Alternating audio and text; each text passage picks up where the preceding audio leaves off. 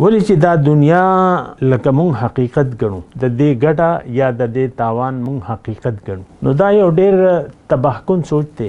زه صرف دغه وایم تباهکن سوچ دی چې قرآن نه تا شا کړه او دنیا ته دې مخه کړه نو دا تا یو ډېر ځان باندې ظلم عظیم وکړ. یو دروغ یو دوکې ته تا حقیقت وي. دنیا خو الله پاک وي دا یو دوکه ده او دا یو امتحان دی. ته نه امتحان ګڼې او نه یې دوکه ګڼې. انما الحیات الدنیا دا دنیا ژوندون چې کوم دی دا کھیل تماشا ده. لهو ولعب تماشا ده.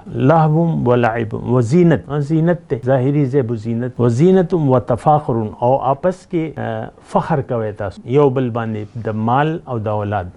زما دونه بچی دي زما دونه زامن دي زما دونه مال دي هغه کوټه زما ده دا پلازه زما ده دغه بس دغه نو دا لکه ګوره الله خو ډېرې خبرې کړي دي خو د دې ټولو خبرو بلکې د دې ټول قرآن زمونږ په نظر کې یو ذره اهمیت نه